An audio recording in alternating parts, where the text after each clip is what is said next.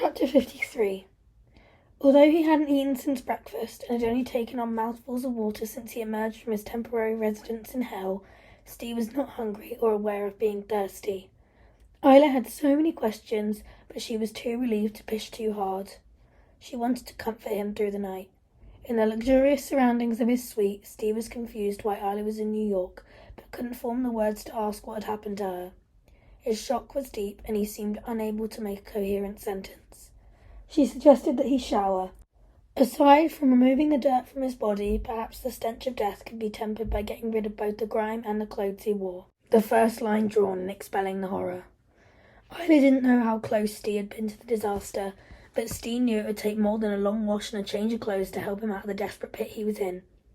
He emerged from the shower in a hotel robe, noticing Isla in the window with her stare fixed on where the towers had stood until earlier that day, a space now replaced by a powerfully lit emptiness. Things had to be addressed. Steve, I don't know what to say to you right now, but there are some calls you need to make. I hope you don't mind, but I looked through these messages and there are some important people who don't know if you're alive. Without addressing the question, he looked at Isla to start the process by addressing his own basic question.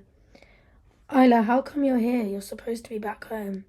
She gave an account of her day, starting with the plane being unloaded. Steve didn't need details and quickly switched off. He understood the basics and had no room to take on board anything beyond simple facts. He reached into his jacket and found his dead phone. Isla put it on charge for him and handed in the messages and suggested to go through them. Steve's eyes were blank. It's okay, darling. You make the calls you need to, and I'll do the ones you don't want to. I'll say I work for the company. Come on, darling. Doing something will help you process. Does that work? Steve nodded. He had to get a grip and call his dad, Tina, and then Greta. But what could he say about Jared? He burst into tears. Isla reached over and held him. The calls could wait another few minutes. He lay on her lap, and Isla stroked his hair, allowing the silence to dominate the room. Unusually but appropriately, there was no music, just a unique silence, interrupted by the quiet sobs and emotional shivering Steve continued to experience with every flashback. After a while, Isla tried again. Steve, these calls. I can't. Okay. Shall I do them all? Would you? If you tell me what to say. He looked at the message cards and walked Isla through who needed to be contacted. I think I should call my dad. He should hear it from me. Can you give me a minute? Of course. Do you want me to go for a walk? No, you're not going out there. I can't lose you as well.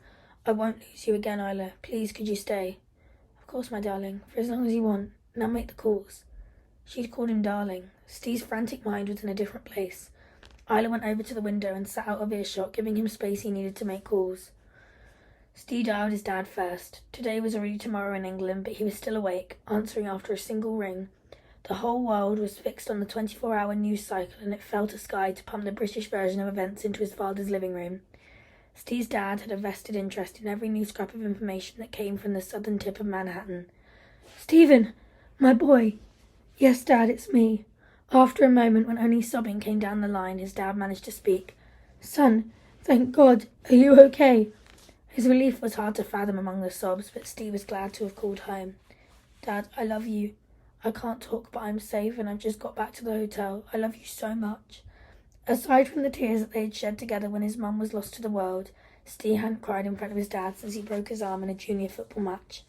It's okay, son. I love you. Let it out. You know your mum was looking out for you today. Can you tell me how you are?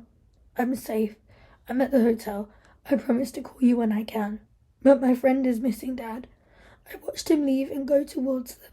He broke down, dropping the phone on the bed. Isla saw what had happened and rushed into the room to help. Hi, Mr. Lewis, this is Isla. I work with Stephen.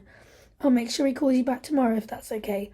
He's in a state and literally just got back to the hotel, but he is safe, and I'm doing whatever it takes to look after him.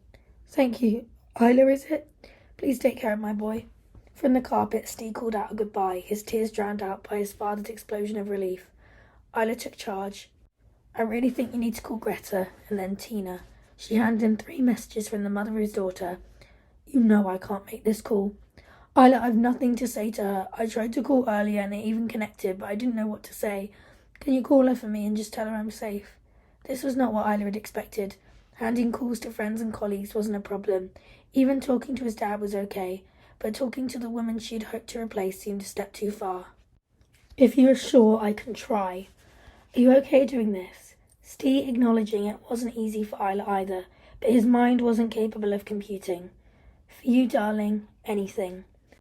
Like his dad, Greta picked up on the first ring. Steve? Hi, sorry to call so late. My name is Isla. Greta interrupted her immediately.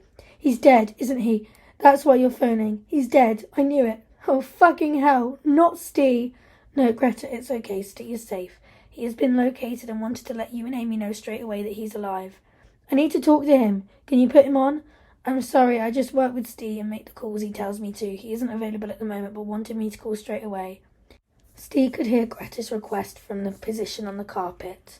He put his hand out to take the call. She passed the phone to him and took her seat once again out of earshot. Privacy was not requested, but it was required.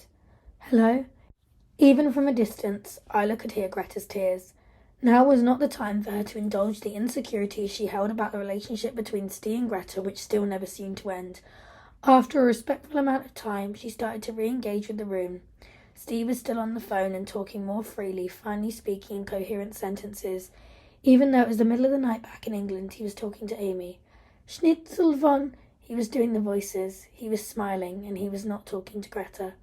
Steve sensed Isla standing in the doorway and faced her as if to prove his more upbeat status, but he wasn't about to lose it.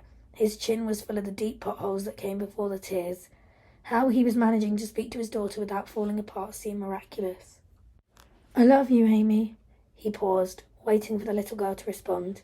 The moment she sent her love, he put the phone down, emotionally crushed by being dad. He pushed out the whale he'd been holding on to throughout his chat, burying himself in a pillow as his body tensed and shivered. The adrenaline that had propped him up all day was finally seeping away. After a time, Isla asked how the conversation with Greta had gone.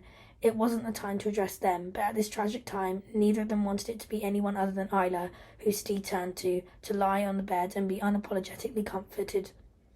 Given what had gone on, all bets regarding the order of events for them to go to bed were off in Isla's mind, but Steve couldn't cope.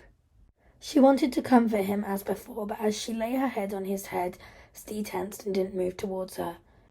Can I do anything, darling? Although he didn't respond, Isla knew she must persist. It wasn't fair on all the people who were clearly frantic with worry. I don't want you to do anything you don't want to, but these people need telling you're safe. He grunted an acknowledgement. He knew he had to deal with things. His crushed feelings would wait, but he was crying uncontrollably at the dark visions playing in his head. 4 miles south, visible from the suite, they could see the rescue lights illuminating the cloud that would not disperse. Isla moved closer, and Steve was more accepting. He moved his head towards her, and she stroked his hair as a parent would comfort a distressed child. Do you want me to return those calls, Steve? He nodded, glad that she was taking over. She picked up the messages and separated them as best she could. Steve was popular. There were at least 50 messages to sort through, and she put them as best she could into some order of importance. No wonder the staff found him the moment he reappeared.